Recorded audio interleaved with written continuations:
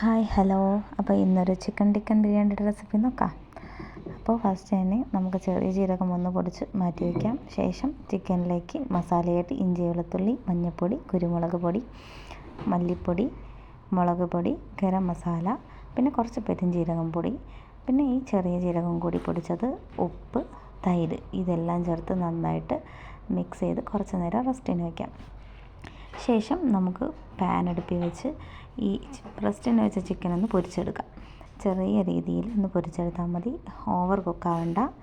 ശേഷം നമുക്ക് മസാലയ്ക്ക് വേണ്ടിയിട്ട് കുക്കർ ചൂടാക്കി അതിലേക്ക് പട്ട, ഏലക്ക, ഗ്രാമ്പു ഇതെല്ലാം ഇട്ട് വഴറ്റി സവാള, ഇഞ്ചി, പച്ചമുളക്, വെളുത്തുള്ളി, തക്കാളി ഇതെല്ലാം നന്നായിട്ട് വഴണ്ട് വരുമ്പോൾ പൊടികളായിട്ട് മഞ്ഞൾപ്പൊടി, കുരുമുളക് പൊടി, മല്ലിപ്പൊടി, മുളക് പൊടി, കുറച്ച് ബിരിയാണി മസാല, പിന്നെ ചെറിയ ജീരകം പൊടിച്ചത് ഇതെല്ലാം ചേർത്ത് നന്നായിട്ട് വഴറ്റണം.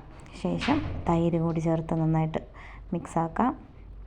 പിന്നെ കുറച്ച് ഉപ്പ്, ആവശ്യത്തിന് ഉപ്പും കൂടി ചേർത്ത് വഴറ്റി വരുമ്പോൾ ഫ്രൈ ചെയ്ത് വെച്ച ചിക്കൻ ഇതിലേക്ക് ചേർത്ത് കൊടുക്കാം.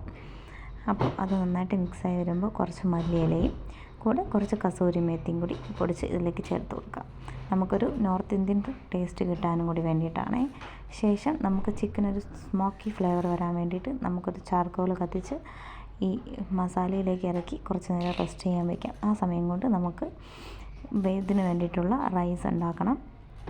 ശേഷം നമ്മൾ ബിരിയാണിക്ക് ദം ചെയ്യുമ്പോൾ തന്നെ ഫ്രൈ ചെയ്ത് ഓടിക്കണം. മല്ലിയില, റൈസ്, പിന്നെ കുറച്ച് ഫുഡ് കളറും കൂടി ഞങ്ങൾ ചേർക്കുന്നുണ്ട്. ഇതെല്ലാം കൂടി ലെയറായിട്ട് നമുക്കൊന്ന് ദം ചെയ്തെടുക്കാം. അപ്പോൾ ഇത്രയേ ഉള്ളൂ നമ്മുടെ ചിക്കൻ ടിക്ക ബിരിയാണി ഉണ്ടാക്കാൻ. ഭയങ്കര സിമ്പിളുമാണ്, ഭയങ്കര ടേസ്റ്റിയാണ്. നമുക്ക് ഇന്ന് നമ്മൾ നോർമൽ ബിരിയാണി ഉണ്ടാക്കി കഴിക്കുന്നതിനേക്കാളും ഒരു വെറൈറ്റി എന്തെങ്കിലും ഉണ്ടാക്കുന്നുണ്ടെങ്കിൽ ഇതൊന്ന് ട്രൈ ചെയ്ത് നോക്കിയാൽ മതി. നല്ല ടേസ്റ്റിയാണ് കേട്ടോ.